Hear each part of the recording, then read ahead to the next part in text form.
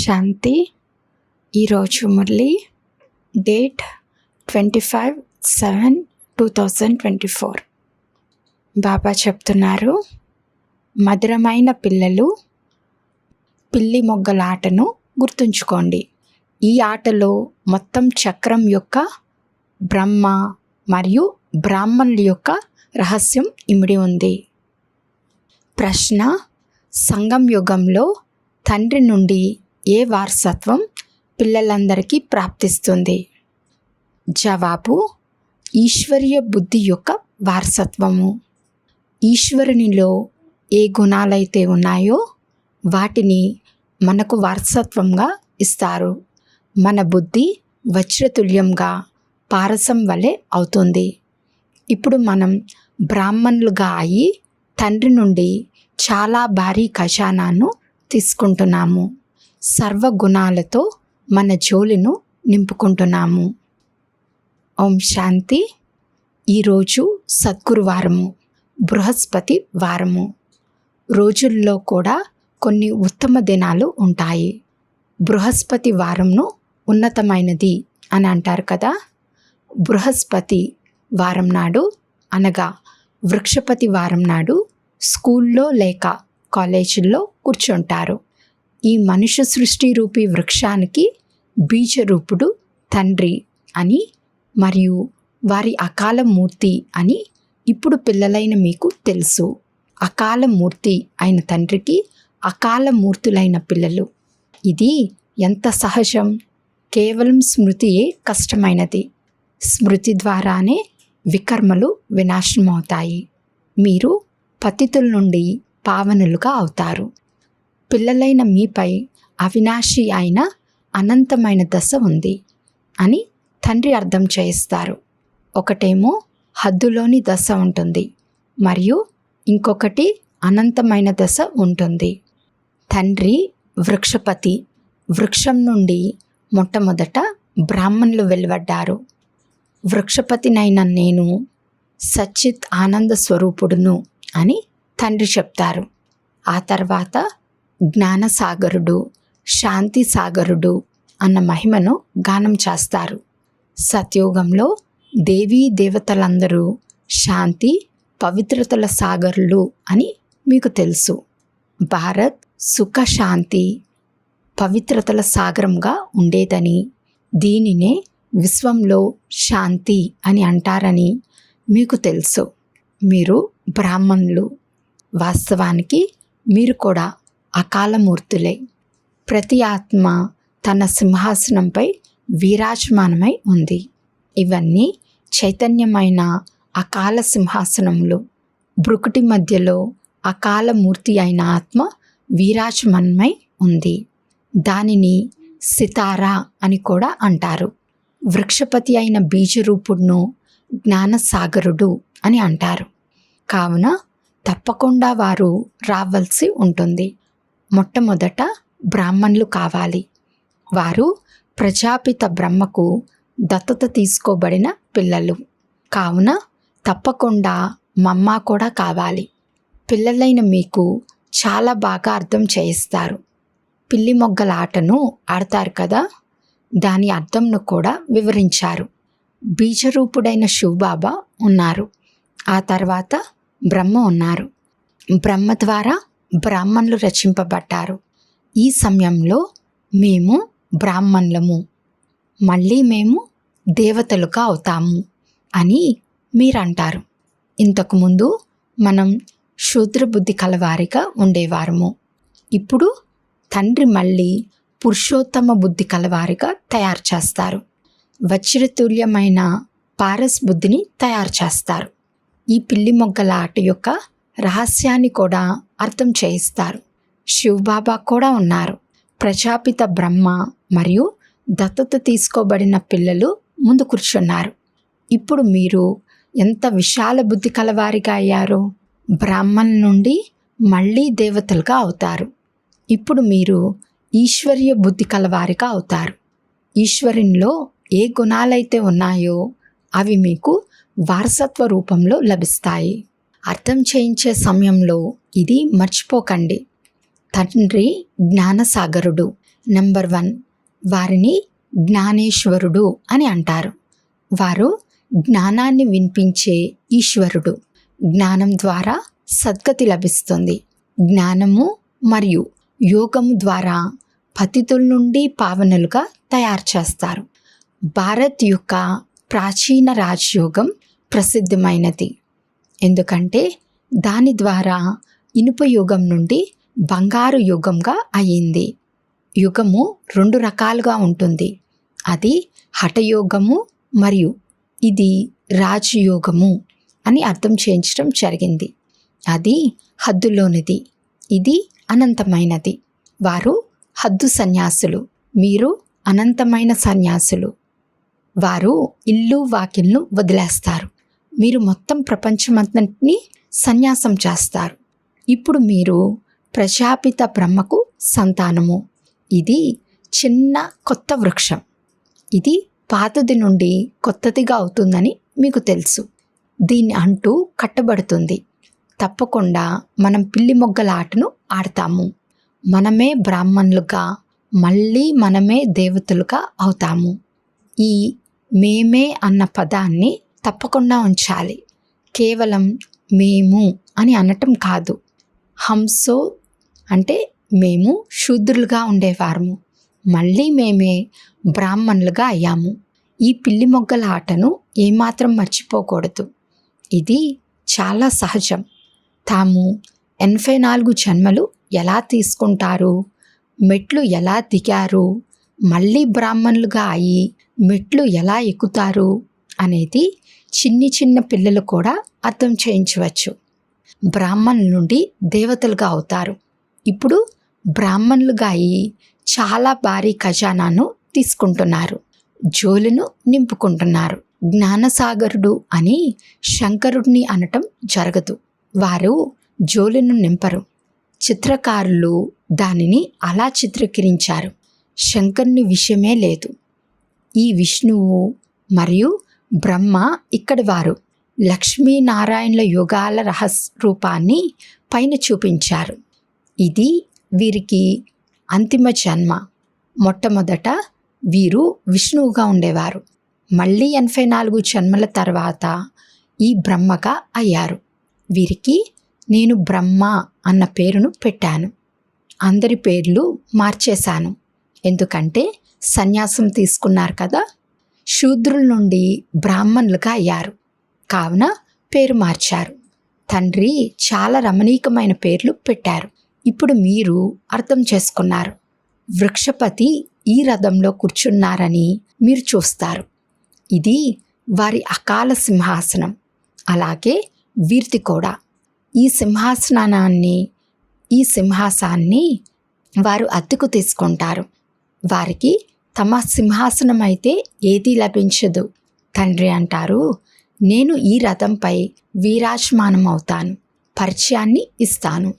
నేను మీ తండ్రిని. కేవలం నేను జనన మరణాల్లోకి రాను, మీరు వస్తారు. ఒకవేళ నేను కూడా వస్తే మిమ్మల్ని తమో ప్రధానుల నుండి సతో ప్రధానులుగా ఎవరు తయారు చేస్తారు? అలా తయారు చేసేవారు కావాలి కదా. కావుననే నాకు ఇటువంటి పాత్ర ఉంది. ఓ పతిత పావన రండి అని నన్ను పిలుస్తారు కూడా. నిరాకారుడైన శివబాబాను ఆత్మలు పిలుస్తారు. ఎందుకంటే ఆత్మలకు దుఃఖం ఉంది. భారత్వాసి ఆత్మలు తాము వచ్చి పతితుల నుండి పావనులుగా చేయమని విశేషంగా పిలుస్తారు.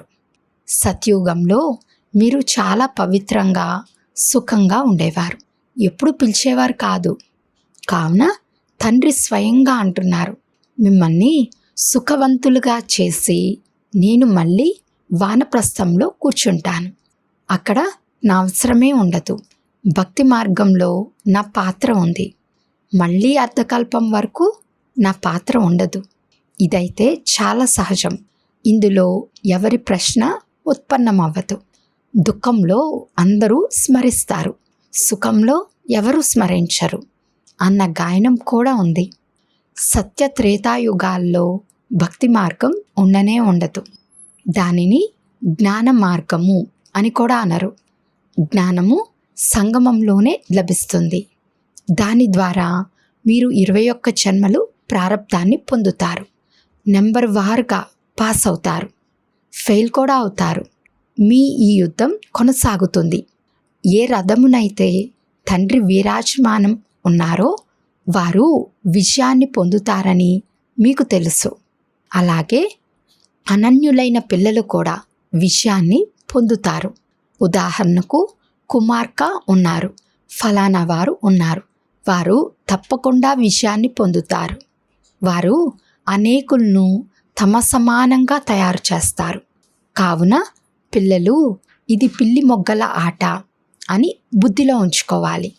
చిన్న పిల్లలు కూడా ఇది అర్థం చేసుకోగలరు. అందుకే పిల్లలకు కూడా నేర్పించండి అని బాబా అంటారు. వారికి కూడా తండ్రి నుండి వారసత్వాన్ని తీసుకునే హక్కు ఉంది. ఇది పెద్ద విషయమేమీ కాదు. ఈ జ్ఞానాన్ని కొత్తగా తెలుసుకున్నా సరే ఇది ఎప్పుడు వినాశనం అవ్వదు. స్వర్గంలోకైతే తప్పకుండా వస్తారు. క్రైస్తు ద్వారా స్థాపించబడిన క్రిస్టియన్ ధర్మం ఎంత పెద్దగా ఉంది. ఈ దేవీ దేవతా ధర్మం అయితే అన్నిటికన్నా మొదటిది మరియు పెద్దది. ఇది 2 యుగాలు కొనసాగుతుంది. కావున వారి సంఖ్య కూడా తప్పకుండా ఎక్కువగా ఉండాలి. కానీ హిందువులు అని పిలుచుకున్నారు. 33 కోట్ల మంది దేవతలు అని అంటారు కూడా. మీరు హిందువులు అని ఎందుకు అంటున్నారు? మాయ బుద్ధిని పూర్తిగా హతమార్చేసింది. కావున ఇటువంటి పరిస్థితి ఏర్పడింది. తండ్రి అంటారు, మాయను జయించటం కష్టమైన విషయం ఏమీ కాదు. మీరు ప్రతి కల్పము విజయాన్ని పొందుతారు. మీరు సైన్యం కదా.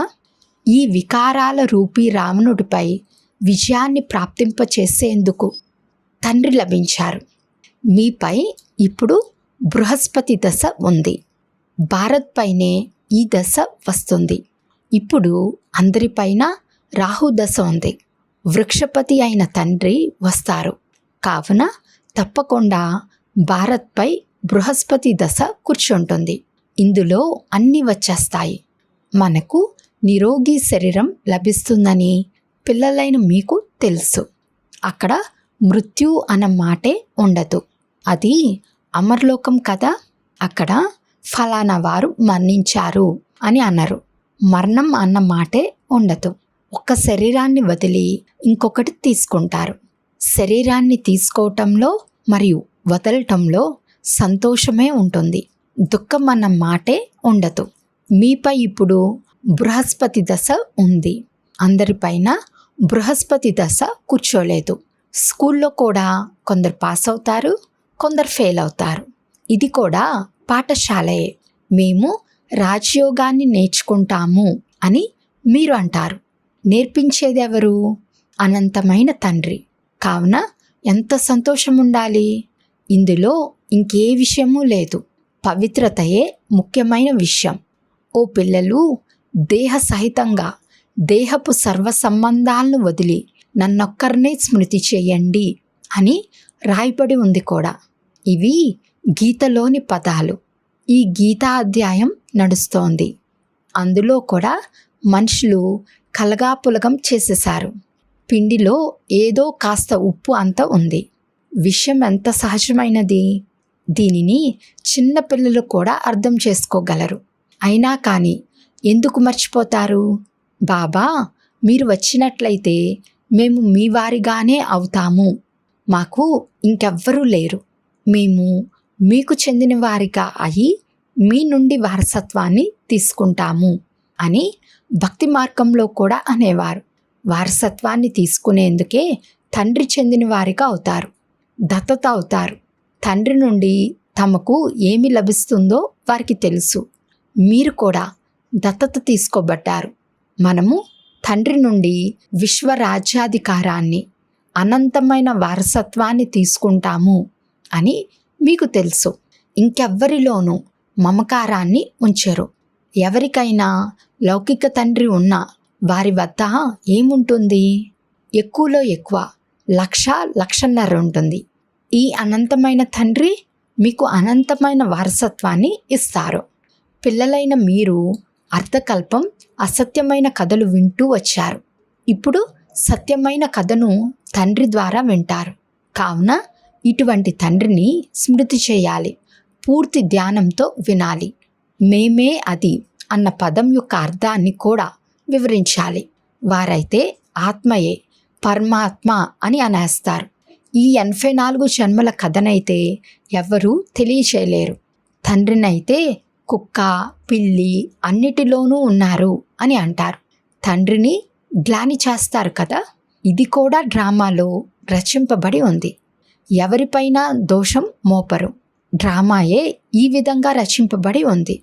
ఎవరైతే మిమ్మల్ని జ్ఞానం ద్వారా దేవతలుగా తయారు చేస్తారో వారినే మీరు గ్లాని చేయటం మొదలు పెడతారు. మీరు ఈ విధంగా పిల్లి మొగ్గల ఆటను ఆడతారు. ఈ డ్రామా కూడా రచింపబడి ఉంది. నేను మళ్ళీ వచ్చి మీపై కూడా ఉపకారం చేస్తాను. మీ దోషం కూడా లేదు. ఇది ఒక ఆట అని నాకు తెలుసు. ఈ కథను మీకు అర్థం చేస్తాను. ఇదే సత్యాతి సత్యమైన కథ. దీని ద్వారా మీరు దేవతలుగా అవుతారు. దీనికి భక్తి మార్గంలో లెక్కలేనన్ని కథలను తయారు చేస్తారు. అక్కడ లక్ష్యం, ఉద్దేశం ఏమీ లేదు. అవన్నీ కింద పడేందుకే. ఆ పాఠశాలలో విద్యను బోధిస్తారు. అక్కడ శారీర నిర్వహణ కొరకు లక్ష్యం ఉంటుంది. పండితులు తమ శారీర నిర్వహణ కొరకు కూర్చుని కథలను వినిపిస్తారు. మనుషులు వారి ముందు డబ్బు పెడుతూ ఉంటారు. ప్రాప్తి ఏమీ లేదు. మీకైతే ఇప్పుడు జ్ఞానరత్నాలు లభిస్తాయి. వీటి ద్వారా మీరు కొత్త ప్రపంచానికి యజమానులుగా అవుతారు. అక్కడ ప్రతి వస్తువు కొత్తగా లభిస్తుంది. కొత్త ప్రపంచంలో అన్నీ కొత్తగా ఉంటాయి. వజ్ర వైడూర్యాలన్నీ కొత్తగా ఉంటాయి. ఇప్పుడు తండ్రి అంటారు, మీరు ఇతర విషయాలన్నిటినీ వదిలి పిల్లి మొగ్గల ఆటను గుర్తు చేసుకోండి. ఫకీర్లు కూడా ఇలా పిల్లి మొగ్గలు వేస్తూ తీర్థాలకు వెళ్తారు. కొందరు కాలినడకను కూడా వెళ్తారు. ఇప్పుడైతే మోటార్లు, విమానాలు కూడా వచ్చేసాయి. పేదవారైతే వాటిలో వెళ్ళలేరు. ఎవరైనా చాలా శ్రద్ధ కలవారు ఉంటే వారు కాళ్ళనడకన కూడా వెళ్ళిపోతారు. రోజు రోజుకు సైన్స్ ద్వారా ఎంతో సుఖం లభిస్తూ ఉంటుంది. ఇది అల్పకాలికమైన సుఖం. ఒకవేళ విమానం కూలిపోతే ఎంత నష్టం కలుగుతుంది? ఈ వస్తువుల్లో అల్పకాలికమైన సుఖం ఉంది. చివరికి అందులో మృత్యువే నిండి ఉంది. అది సైన్స్. మీది సైలెన్స్. తండ్రిని స్మృతి చేయటం ద్వారా అన్ని రోగాలు సమాప్తమైపోతాయి. నిరోగులుగా అయిపోతారు. సత్యయుగంలో సదా ఆరోగ్యవంతులుగా ఉండేవారని ఇప్పుడు మీరు అర్థం చేసుకున్నారు. ఈ 84 జన్మల చక్రం తిరుగుతూనే ఉంటుంది. తండ్రి ఒక్కసారి వచ్చి అర్థం చేయిస్తారు. మీరు నన్ను గ్లాని చేశారు. మిమ్మల్ని మీరు చెంపదెబ్బ వేసుకున్నారు. గ్లాని చేస్తూ చేస్తూ మీరు శూద్ర బుద్ధి కలవారిగా అయిపోయారు. సాహిబ్ను జపించినట్లయితే సుఖం లభిస్తుంది. అనగా మన్మనా భవ అని సిక్కులు కూడా అంటారు. ఉన్న పదాలు 2. ఇంకా ఎక్కువగా కష్టపడవలసిన అవసరమే లేదు. ఇది కూడా తండ్రి వచ్చి అర్థం చేయిస్తారు. సాహిబ్ను స్మృతి చేయటం ద్వారా మీకు 21 జన్మలు సుఖం లభిస్తుంది అని ఇప్పుడు మీరు అర్థం చేసుకున్నారు. వారు కూడా ఆ మార్గాన్ని చెప్తారు. కానీ వారికి పూర్తి దారి గురించి తెలియదు. స్మరిస్తూ స్మరిస్తూ సుఖాన్ని పొందండి. సత్యుగంలో రోగాలు మొదలైన దుఃఖపు విషయాలు కూడా ఏవి ఉండవని పిల్లలైన మీకు తెలుసు. ఇది సామాన్యమైన విషయం.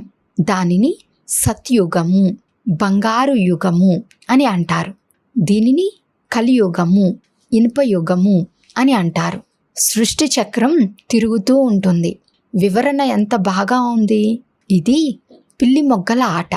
ఇప్పుడు మీరు బ్రాహ్మణులు, మళ్ళీ దేవతలుగా అవుతారు. ఈ విషయాలను మీరు మర్చిపోతారు. పిల్లి మొగ్గల ఆట గుర్తున్నట్లయితే ఈ జ్ఞానమంతా గుర్తుంటుంది. ఇటువంటి తండ్రిని స్మృతి చేసి రాత్రి పడుకోవాలి. అయినా కానీ బాబా మర్చిపోతున్నాము అని అంటారు. మాయ గడియ గడియ మరిపింపచేస్తుంది. మీకు మాయతో యుద్ధం జరుగుతుంది. మళ్ళీ అర్ధకల్పం మీరు దానిపై రాజ్యం చేస్తారు. ఎంతో సహజమైన విషయాన్ని తెలియచేస్తారు. దీని పేరే సహజ జ్ఞానము, సహజ స్మృతి. కేవలం తండ్రిని స్మృతి చేయండి. వారు ఏమి కష్టాన్ని ఇస్తారు? భక్తి మార్గంలోనైతే మీరు ఎంతో కష్టపడ్డారు. సాక్షాత్కారాల కొరకు శిరస్సును ఖండించుకునేందుకు కూడా సిద్ధమైపోతారు. కాశీలో కత్తుల బావిలో దూకుతారు. అయితే ఎవరైతే నిశ్చయబుద్ధి కలవారిగా అయి చేస్తారో వారి వికర్మలు వినాశనమవుతాయి. మళ్ళీ కొత్తగా లెక్కాచారాలు ప్రారంభమవుతాయి. అంతేకాని నా వద్దకైతే రారు. నా స్మృతి ద్వారా వికర్మలు వినాశనమవుతాయి. అంతేకాని జీవహత్య ద్వారా కాదు. నా వద్దకైతే ఎవ్వరూ రారు. ఇది ఎంత సహజమైన విషయం. ఈ పిల్లి మొగ్గల ఆట అయితే వృద్ధులకు కూడా గుర్తుండాలి. అలాగే పిల్లలకు కూడా గుర్తుండాలి. అచ్చా, మధురాతి మధురమైన సికిలదే పిల్లలకు మాతాపిత బాప్దాదాల ప్రియ స్మృతులు మరియు గుడ్ మార్నింగ్. ఆత్మీక పిల్లలకు ఆత్మీక తండ్రి నమస్తే. ఆత్మీక తండ్రికి ఆత్మీక పిల్లల యొక్క ప్రియ స్మృతులు మరియు నమస్తే నమస్తే నమస్తే. ధారణ కొరకు ముఖ్య సారము. ఫస్ట్ పాయింట్, వృక్షపతి అయిన తండ్రి నుండి సుఖము, శాంతి, పవిత్రత యొక్క వారసత్వాన్ని తీసుకునేందుకు స్వయాన్ని అకాల మూర్తి ఆత్మగా భావిస్తూ తండ్రిని స్మృతి చేయాలి. ఈశ్వర్య బుద్ధిని తయారు చేసుకోవాలి. సెకండ్ పాయింట్, తండ్రి ద్వారా సత్యమైన కథను విని ఇతరులకు వినిపించాలి. మాయాజీతులుగా అయ్యేందుకు మీ సమానంగా తయారు చేసే సేవను చేయాలి. మేము కల్పకల్పపు విజయులము. తండ్రి మాతో పాటు ఉన్నారు అని బుద్ధిలా ఉండాలి. వరదానము, నిర్బలుల నుండి శక్తివంతులుగా అయి అసంభవాన్ని సంభవం చేసే ధైర్యవాన్ ఆత్మా భవ. పిల్లలు ధైర్యం ఉంచితే తండ్రి సహాయం లభిస్తుంది. ఈ వరదానం యొక్క ఆధారంతో ధైర్యంతో కూడిన మొట్టమొదటి సంకల్పాన్ని చేశారు. అదేమిటంటే, మేము పవిత్రులుగా అవ్వవలసిందే మరియు దానికి తండ్రి పదమాల రెట్లు సహాయాన్ని ఇచ్చారు. అదేమిటంటే, ఆత్మలైన మీరు అనాది ఆదిలో పవిత్రులు, అనేకసార్లు పవిత్రులుగా అయ్యారు మరియు అవుతూనే ఉంటారు అని స్మృతిని పెంచారు. అనేకసార్లు అన్న స్మృతి ద్వారా సమర్థులుగా అయ్యారు. నిర్బలుల నుండి ఎంతటి శక్తివంతులుగా అయ్యారంటే, విశ్వాన్ని కూడా పావనంగా చేసే చూపిస్తాము అన్న ఛాలెంజ్ చేస్తారు. ఋషులు, మునులు, మహానాత్మలు ప్రవృత్తిలో ఉంటూ పవిత్రంగా ఉండటం కష్టము అని దేనినైతే భావిస్తారో దానిని మీరు అతి సహజము అని అంటారు. స్లోగన్, దృఢ సంకల్పాన్ని చేయటమే వ్రతాన్ని చేపట్టటం. సత్యమైన భక్తులు ఎప్పుడూ వ్రతాన్ని భంగం చేయరు. అచ్చా, ఓం శాంతి.